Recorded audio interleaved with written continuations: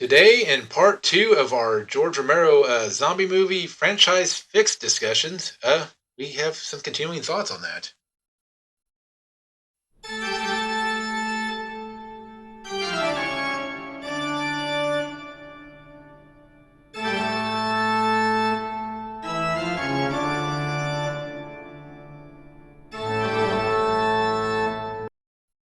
Hello, and welcome back to the Geek Ball channel.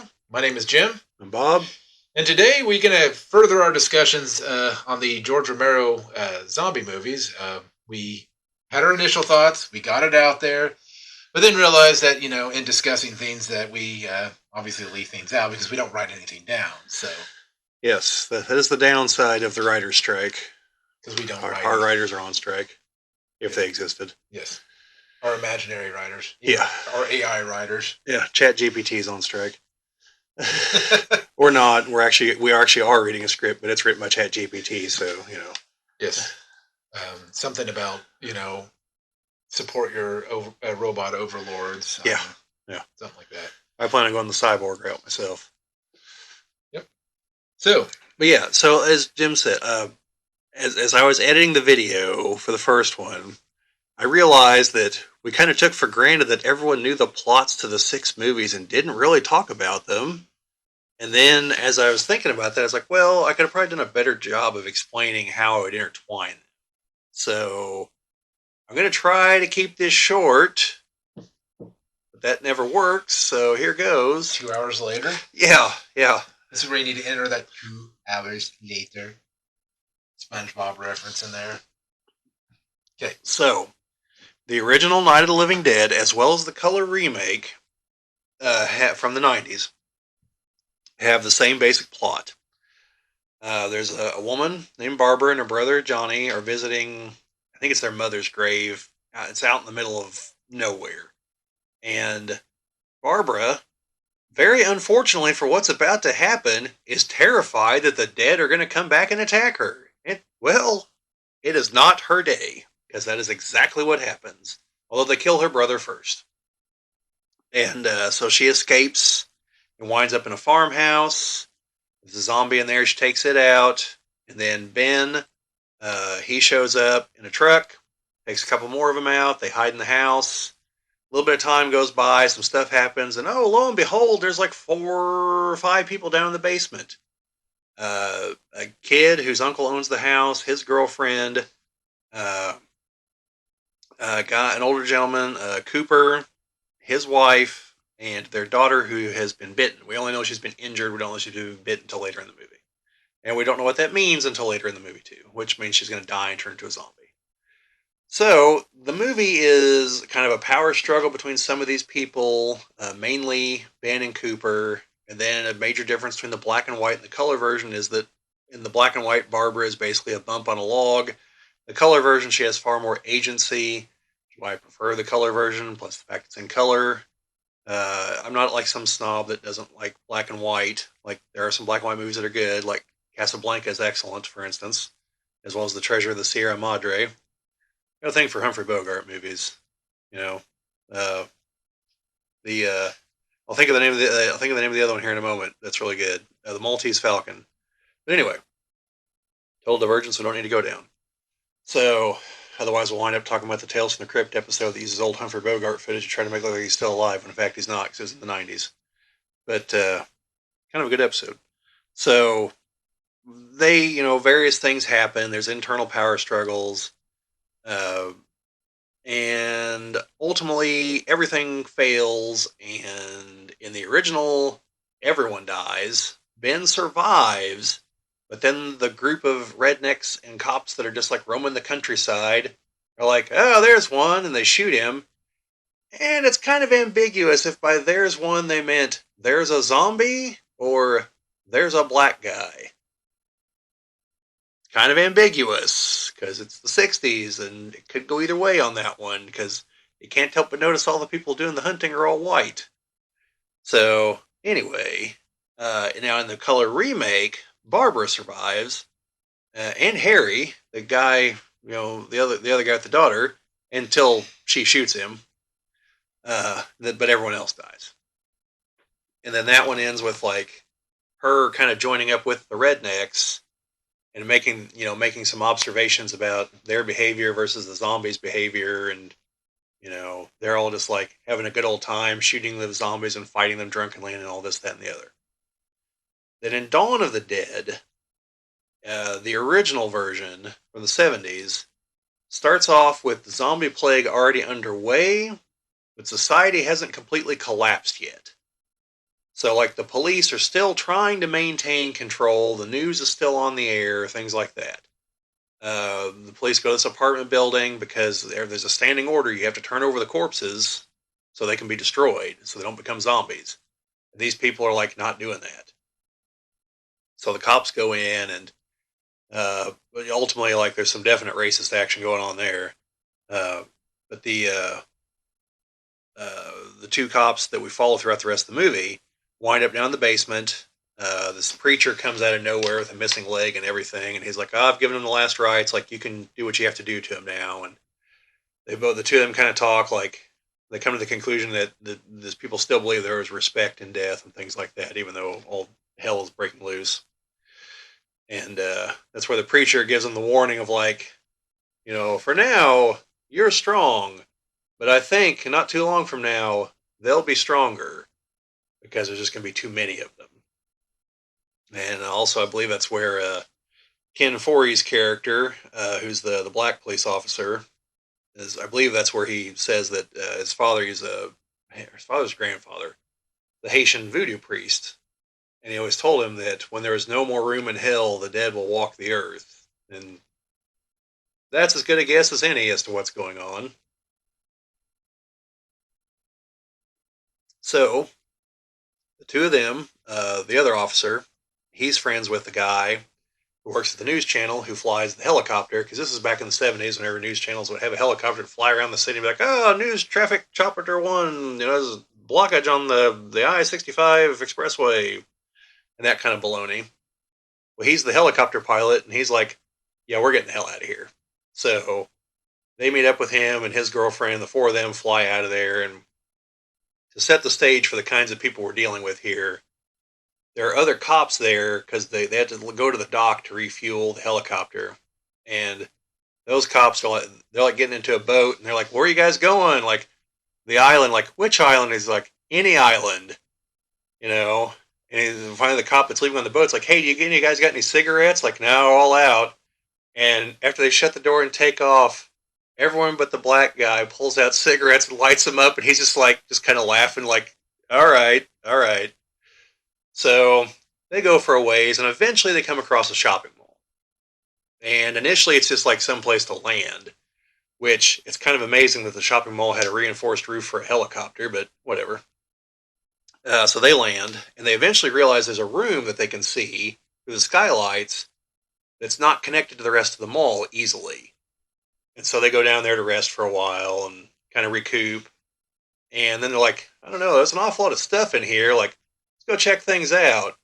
And ultimately, they seal off the mall, shoot all the zombies, stack them in the cooler somewhere, and they take over. And they're there for a while. One of them does get bit in the process. He dies, and they had to shoot him.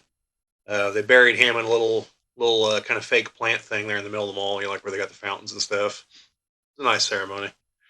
Then eventually the biker gang shows up and fucks everything up. I believe with all the various iconography, they were probably Nazi bikers, but who knows? Uh, yeah, they show up, move one of the trucks blocking the doorway. They get in, the zombies get in. There's a shootout between those guys and the bikers and the zombies, and ultimately, one of the other members of the crew dies. A lot of the zombies die. No, a lot of the bikers die. Several of the zombies also die.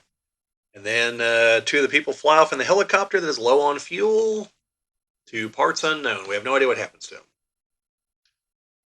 Then in the update, the remake of that, it opens with everything has gone to hell all at once. There's no build up. There's no slow drip decay of society. It's like things are fine when this couple goes to bed.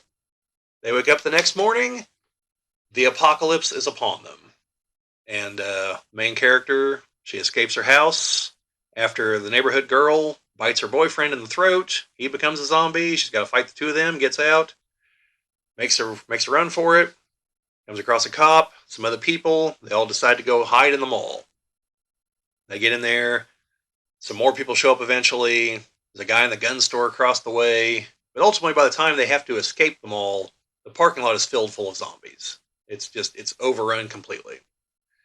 And they've got to escape through the tunnel, through the sewers to get across to get the guy at the gun store, but he's a lost cause. He's already dead. And they come back, and they have modified a couple mall shuttle buses to drive through the crowd to get to the dock where one of the people has a boat, and they're going to sail to an island. And a couple of them die along the way. The few that make it to the boat, through the end credits, they make it to the island. The island's overrun with zombies. They probably all die on the dock. But we don't know for sure. That's where they dropped the camera, though. So yeah, that one's a little more. That one's actually kind of more bleak in a lot of ways. Also, the zombies can run in that one. They're not the traditional shambling ones. But there's some logical inconsistencies in that one, which is why we don't want to incorporate their ideas too much into this. In the Romero movies, if you die, you come back. In this one, it's only the people who are bitten, which should make the disease spread slower, not faster. It shouldn't be anywhere near as instantaneous as it is, but it is. So, but also they can run, which is more and less terrifying. More so because there's a lot of overweight people like, well, I'm fucked. Because, they're dead. They don't get exhausted. They're never going to stop. It's like running from a bear. You don't have to be fast. You just have to be faster than the other guy. It's awfully Darwinian, but there it is. But at the same time, they don't have that slow, inevitable menace that the others have. That you look at him like, I could get past these. Until you're like, but there's 1,000 of them. No, I can't. So anyway, then you have Land of the Dead. Sorry, Day of the Dead was next. I forgot, skipping around too much. Day of the Dead. This was Romero's 80s entry into the franchise. This one takes place about 10 years after the start of everything. The main characters are in a underground base in Florida. There's some military personnel and some scientists, and then the guy that flies the helicopter. Romero's got a thing for helicopters. They're pretty handy in the zombie apocalypse. As long as you have fuel and a pilot. So they basically, like, everyone's on a knife edge down there in the basement or underground because, like, the above ground part of the base, a chain link fence is the only thing keeping the zombies out. And apparently in Romero Land, that's all you actually need. But yeah, so lots of things go really bad down in the bunker. Eventually, the main scientist shows them that he's training one of the zombies because the zombies begin to show recognition of what things were. And so, like, he hands him a phone and, like, he says, you have a call. And, like, the zombie, like, picks it up and, like, tries to talk to it, like, is pushing numbers on the thing. Like, he knows what he's supposed to do, which it goes really bad for Colonel Rhodes at the end of the movie because the main base commander dies before the movie starts. And so now, like, this asshole Rhodes is in charge. And at the end of the movie, the zombies are down in the base. They're flooding the place. And he comes in a corridor, and Bub, that's the zombie's name, is there waiting for him. And Bub has a 45 automatic in his hand, and he had shown him how to load the clip and everything, the magazine. And he shoots Rhodes a couple times. And Rhodes, like, stumbles back and opens up a door with all kinds of zombies. They pour in and start devouring him. And Bub, like, lines up the shot and then chooses not to shoot him. So the zombies tear him apart while he's still alive instead of ending his misery. And then, like, gives him a wise-ass salute, Yeah, so that's the first of, like, seeing that the zombies, that there's something still there. And, again, a few of the people, the non-asshole people in the movie escape via helicopter. Now, then we actually wind up on an island and everything looks like it panned out. So they're the ones that might have actually made it. Then you have Land of the Dead, which should be around that time. And there, people have, like, reclaimed Pittsburgh. And Dennis Hopper's character is Kaufman, who runs the whole show. And he's got, like, one of the buildings they've totally, like, refurbished and, it's back up and running. It's all like a bunch of nice apartments and everything, and he rules everything from up there. And he only lets the people that he likes in. And again, there's the implications of some potential racial animosity here because the guy trying to get in is John Leguizamo, and the other guy tries to tell him like he's never gonna let you in that building. Doesn't say why, but it's like you're not their type. Where you see inside, like he's not. So there's some racist angles, but there's a whole lot of like class warfare angles because like everyone else is just kind of living in the street. Now they have walled off the city, so there shouldn't be any zombies in there, but and the main character, his job is like they go out to like neighboring towns and steal shit to like keep supplies coming in because like a real city, they don't actually make anything like food, you know. So it all ends up going sideways whenever they go to this one town, and one of the zombies clearly like can tell what's going on, like fights back and like grabs a gun from one of the guys and shoots some of them and stuff like that, and he like shows the other zombies like how to use weapons, and they like start marching towards the city, and eventually they get in. And yeah, because it turns out they didn't plan on zombies being able to use tools and carve their way through the gate through the barriers. So yeah, and then just walk across the river, old Pirates of the Caribbean style. Yeah. Um, yeah, so that's that was the last like bigger budget Romero movie. Then you had the two that were direct to DVD, which is Diary of the Dead and Survivor of the Dead. Diary of the Dead, a bunch of school kids are out filming a horror movie in the woods when the fateful news broadcast goes out, and they're like, oh shit, we gotta get back to campus. They get back there to get the one guy's girlfriend, and one of the guys is really rich and is like, I'm just gonna go to my parents' house. Like, you guys can all come. We got a panic room. It's great. And so him and his girlfriend take off. The others load up into the RV, go back to campus. Where possibly one of the greatest like interactions in cinema ever is. They go in there and like there's no one there. In the time it took them to drive, they're like everyone has split, and there's like one guy in there looting, and they come in there and they're like, "What are you doing here?" He's like, "I'm stealing shit. What are you doing here?" It's like, "What are you, some perv with a camera?" Because the whole thing's being recorded, you know.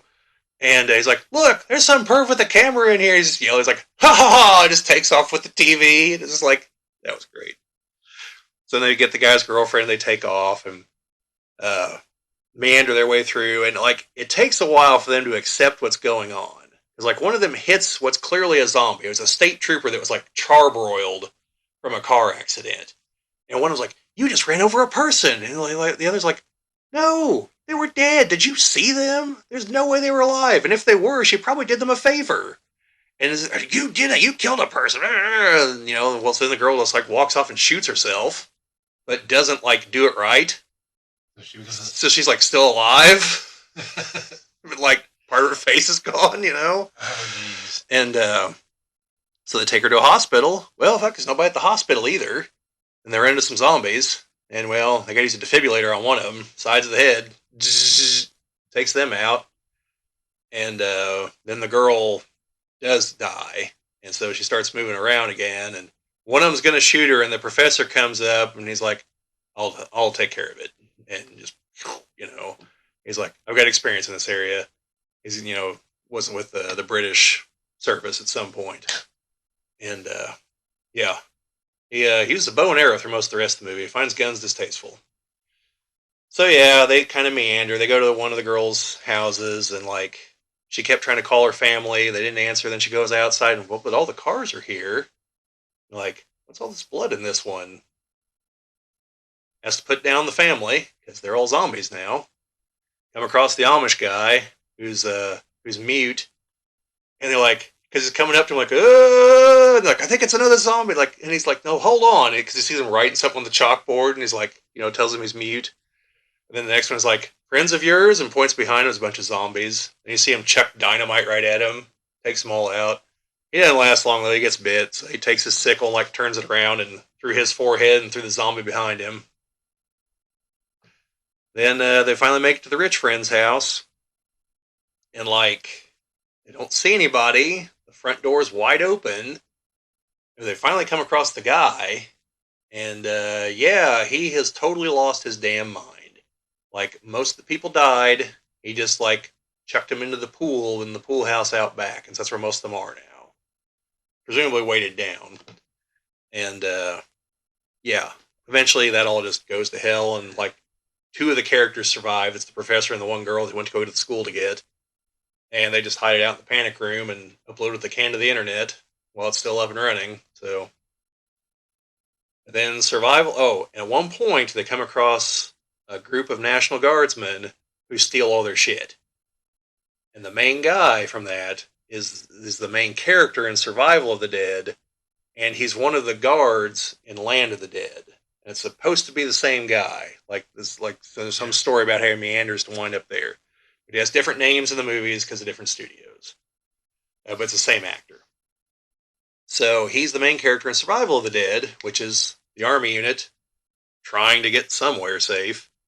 And they ultimately take this boat to this island because this guy's like, oh yeah, it's great over here. And really it's not. Uh, he's got some like blood vendetta with some other guy on the island. The other guy's convinced that like they can somehow rehabilitate the zombies or something. So he's got like some of them chained up in random places, like going about their business, like as like mailmen and shit, like chained to the mailbox. They can go like a certain distance and they'll come back and like try to put letters in, and but it's like some just weird twisted mockery of real life. And the other guy's like, no, they're gone. Like we must end their suffering, you know. So there's a girl who her twin sister is like a zombie and is out riding her horse all over the island. The horse apparently is totally cool with the fact that its passenger is dead. She eats the horse. Yeah, but that's the end of the movie. And then the other daughter gets bitten, and the dad just blows her away.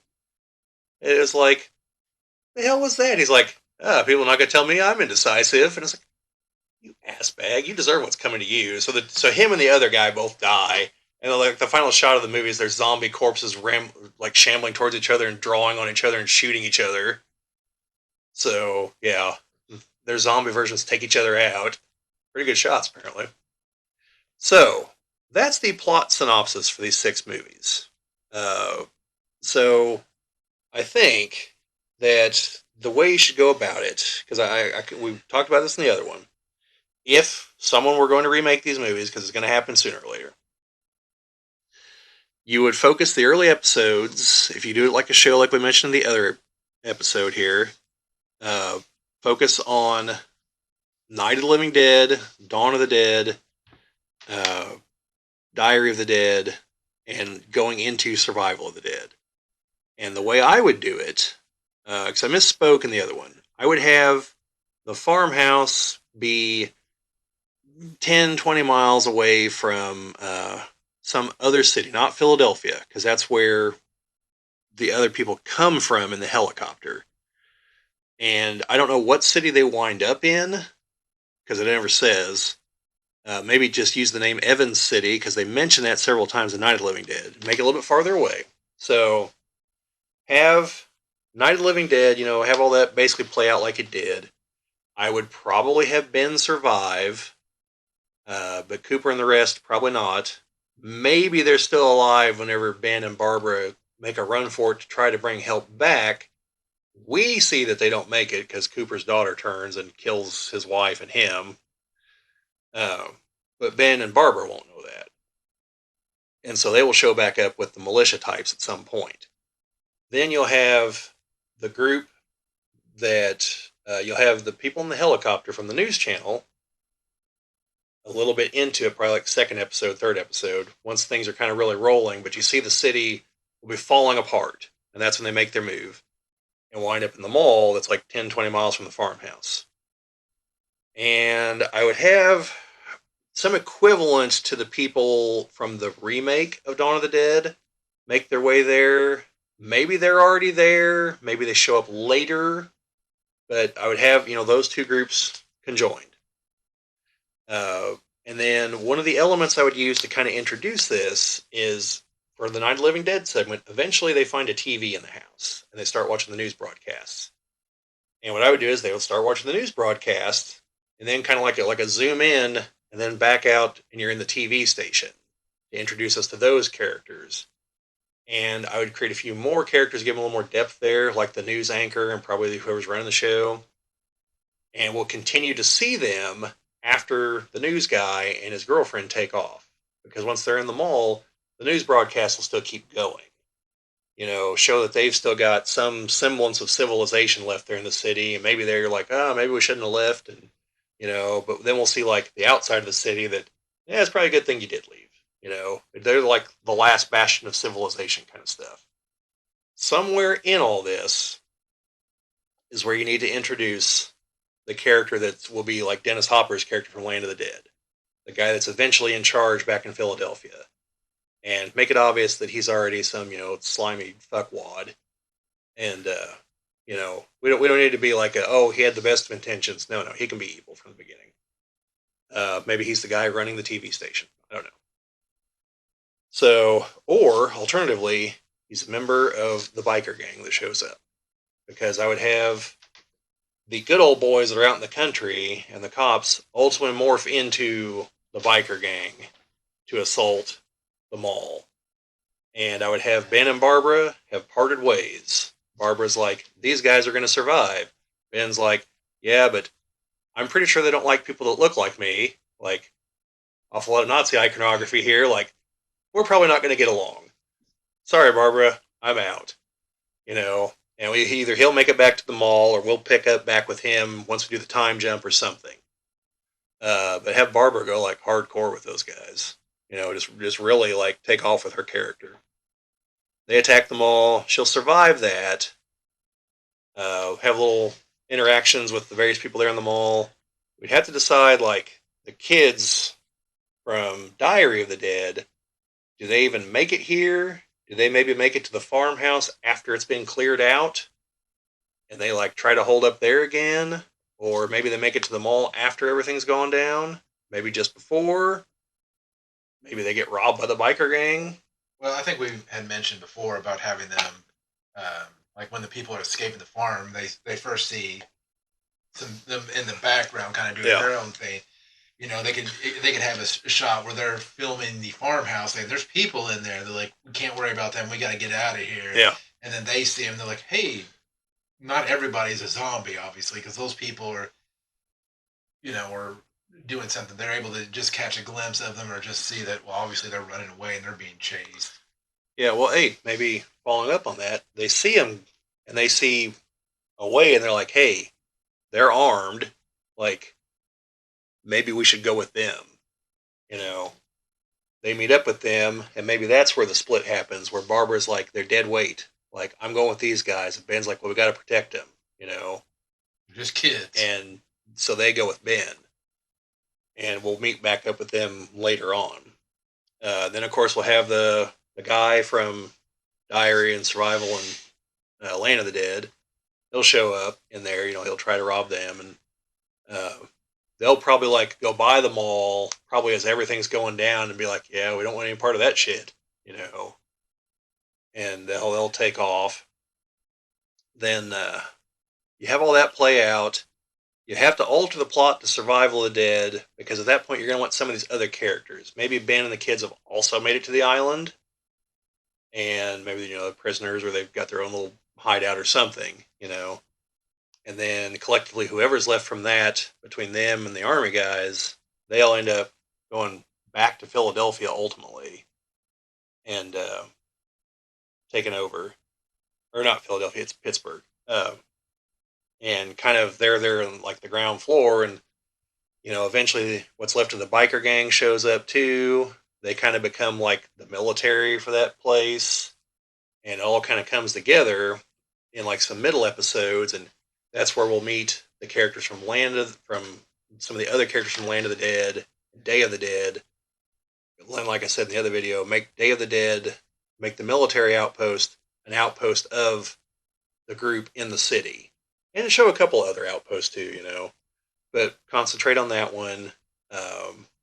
Don't have it be in Florida; it's too far away. Be closer up the coast somewhere, but still far enough that like no one's gonna be walking between them.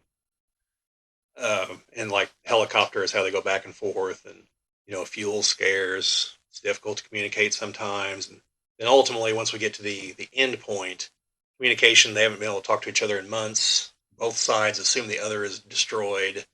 There are no outposts between here and the city, that kind of thing. And probably have that one end the same way the movie does, where those people just book it to an island, and I probably wouldn't alter the characters a whole lot there. That movie could probably just work, just making the alterations to integrate it. But then for the Land of the Dead, we're going to have all the characters that have made their way there from the other movies that have still survived. So they'll all play various parts whenever everything goes down there. Things probably go a little differently. Maybe uh, maybe have one or two of them on the crew for the Dead Reckoning, things like that. Maybe Barbara is shacked up with the Kaufman character. Just like totally just been like, fucking looking out for my own. This guy's got power and money, and or I suppose we go for a potential twist, like she killed Kaufman somewhere along the way. Now she's the one in charge. Something like that. You know, Yeah. you know, move some things around. You don't want to just be a direct actual copy. And do some unexpected things, and maybe throw in some other parts. Maybe Ben and the kids aren't even in the city. Maybe they're just like roaming free, and they're just like, no, we're not going to become part of any group. Like we can outrun the zombies. We just exist out here. We got everything we need. Man existed without cities for thousands of years. We can do it too. I don't know, something. Spice it up a bit. And then the inevitable when the zombies make it into the city. Only now I'd have them being led by Bub. Have him make it from the outpost, like leading some zombies, and then make it there, and maybe I would have the one military guy, uh, Rhodes. Maybe I would have him escape so that Bub would follow him, and yeah, you go for the poetic justice there at the end there instead, something like that. And just like in Land of the Dead, I would probably have a couple of the bikers that attacked the mall that didn't make it show up, because you haven't seen it.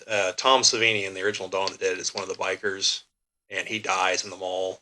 And zombie Tom Savini, as the zombie biker with his machete and everything, is there in Land of the Dead when they storm the city. So yeah, have little things like that. Of course.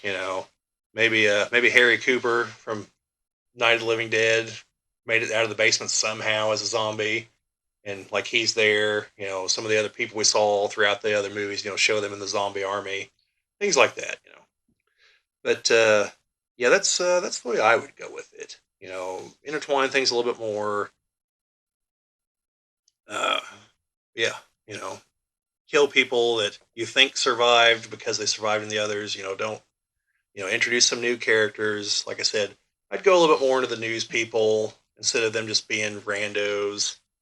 Maybe more into the police that were there in the city. If you have like the similar opening scene from Dawn of the Dead, have some of them not flee the city, have them make it and end up being like part of the group that ultimately becomes like the military force for the city down the road.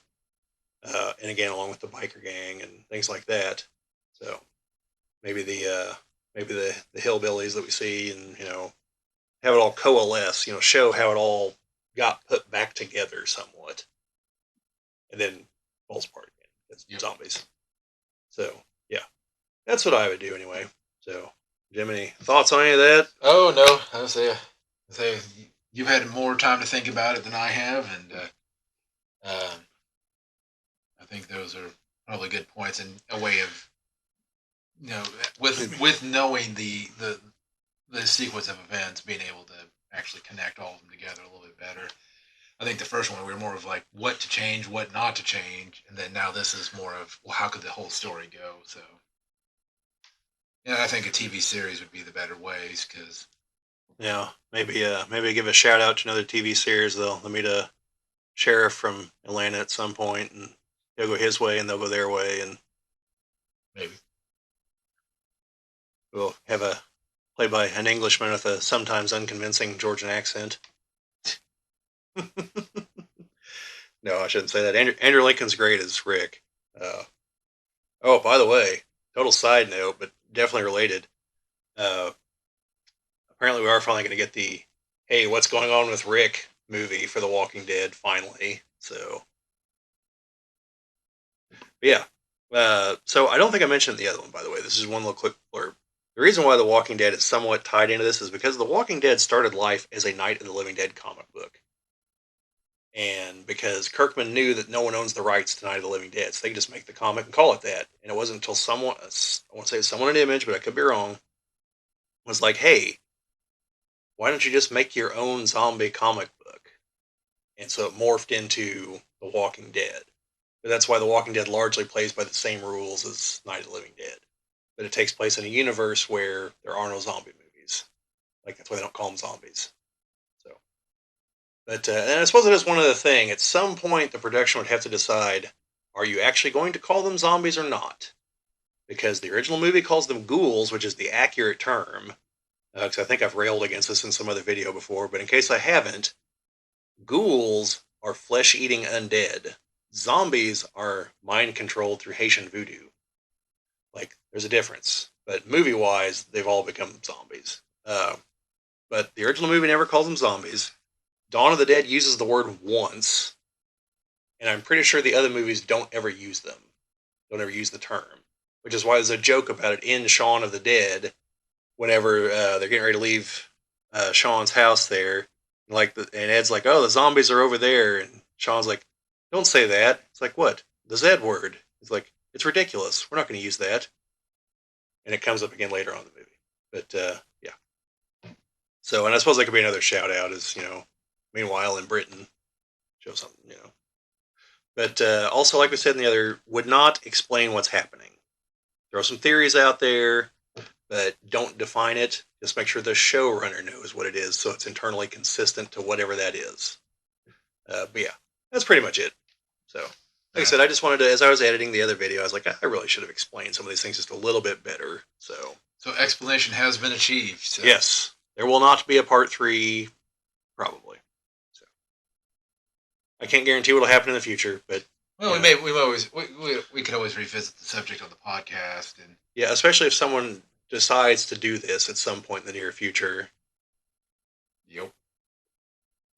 So anyway, folks, hopefully you liked what you listened to and or watched just now. We always appreciate likes, subscribe, shares. It's YouTube. If you enjoyed what you saw, thumbs up. If you want more content like this, subscribe. But let us know in the comments either way if you have a moment. If not, it's all right. People are busy. But we always appreciate the comments. We try to respond to all of them. Obviously, there's some that just, when someone's like, hey, like, am I supposed to say, hey, you? Like, but yeah, anything like I just had a gentleman message us from Indonesia on one of the BattleTech videos. Basically, just a shout out saying that, hey, our BattleTech fans here in Indonesia, and I was, back and forth, but which answered one of my questions I have because our chart that shows like our demographic stuff doesn't tell me anything about non-U.S. viewers. We know we have them. I just don't know where they're from. All right. Well, I guess we're gonna have to have some more BattleTech lore. Yeah. Well, it's in the works. Don't worry. Some of those will be scripted though, because there's a lot there. I want to make sure I hit all the high points. But we're getting off topic. This isn't a podcast. Yeah. So anyway, thank you folks for watching. And for those of you who helped us cross the 300 mark, we really appreciate that. But in the meantime, watch out for The Walking Dead. Yes.